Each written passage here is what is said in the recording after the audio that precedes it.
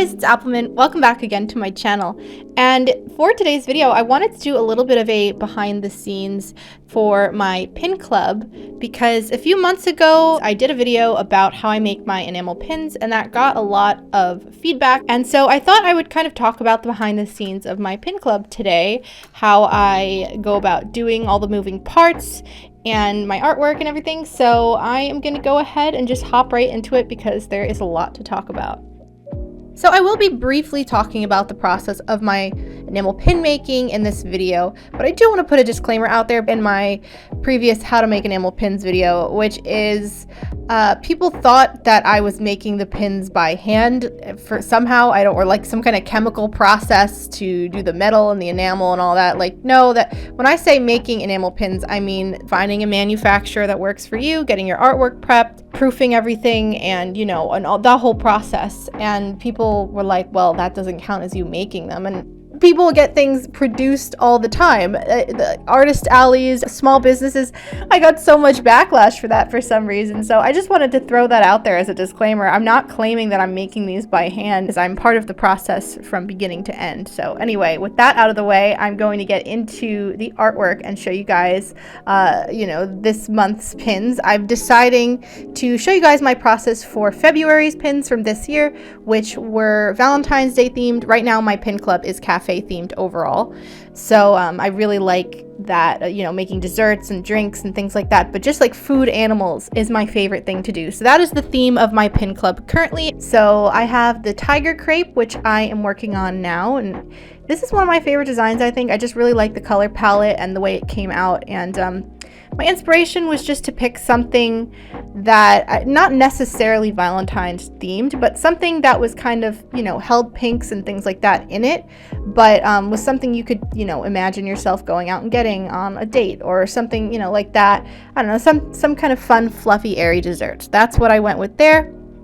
And then my goal with these is I also do a deluxe tier, so there you can pay $5 extra and you also get a mini pin, which I personally think is a really good deal.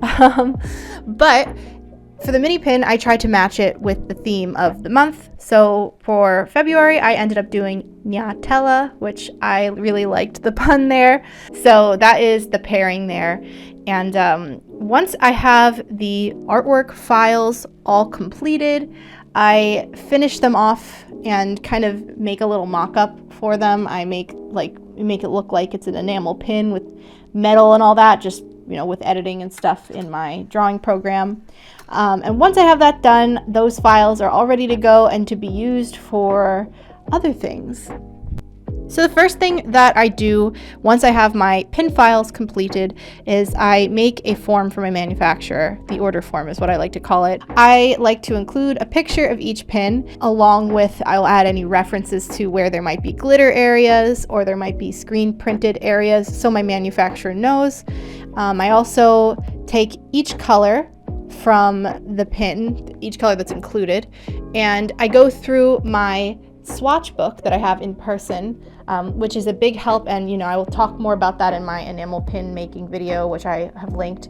But I take that, I go through, I pick some colors. This process is the most tedious, to be honest, just because it takes a while to match everything and try to make it as close as you can.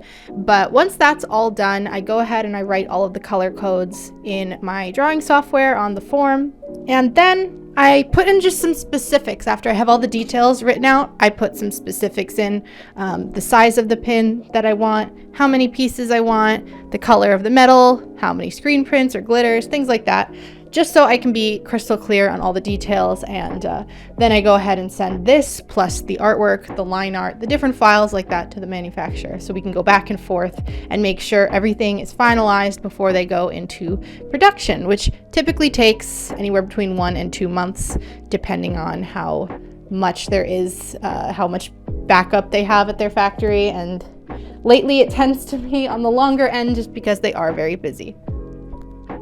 So once that's all done, now it is time to get some other things ready. So one thing I like to do next is the stickers. I make my own stickers with my pin club because it saves me money. It is a little bit of extra time and work, but I have a Cricut machine to cut my stickers out, and I have special sticker paper that I purchased. So this is what the file looks like before it is stickerfied, I guess you can call it. And so what I do is I lay it out on an 8.5 by 11 file, and so that's the size of the paper that I have. And I lay these out in a way that I could fit usually about 9 onto the page. Doing it this way, my stickers will always come out anywhere between 2 and 3 inches. Once I have everything laid out, I go ahead and I select the outer border of them, and I increase that, and I make a white border around the stickers. So I like to do 30 points as my increase for the selection around them, just because I think that's not too big of a white border. And once that's done, I save this as a PNG image with a transparent background, because that is what my Cricut wants, at least the way I use it. It wants that, so that I can go ahead and know exactly where the cutting lines are. And we're gonna hop right into my Cricut software now. So I got my Cricut machine a few years ago. It was a little difficult and finicky to learn at first, because, you know, with anything new, it sometimes takes some time to learn and get a feel for and a process. So what I'm going to do is go ahead and select new project. I upload my stickers. As you can see, the file's already in here because I have made these in the past. So I'll select them, and now it's time to resize it on the file area here, because this is how it's going to come up. There's a certain size that they don't want it to be bigger than, and once you have it all resized, it is then ready to go and to be cut. So after that's done, I print these out on my printer, and however many, you know, I need for that month. And now it is time to cut. So I will show you a little bit of what that looks like. The machine's a little loud, but the process is, you know, pretty simple overall, and it does save a decent amount of money, because making, you know, I like usually end up making like 75 to 100 stickers a month. If I was to pay for 100 stickers a month from a sticker company, those can range anywhere from, I think, closer to the $50 range. So to me, it saves a bunch of money, and I enjoy making my own stickers. I can make as many as I need. You know, if something goes wrong, I can print more. So I do like the ability to make my own things. So those are the stickers, and now it is time to move on to my recipe cards. So in each package, I always include a recipe card. This is just something fun. It is a collectible card I like to do. And so the front of it has, you know, the image of the character, the month and year, and then the name. And the back, which is what I'm working on right now, I'm just putting everything together so you can kind of see how it's laid out. I like to do a little recipe card. So the recipe card is not an exact recipe, but what I do is I look up ingredients for whatever the food item is that month. In this case, it's a crepe with strawberry and banana.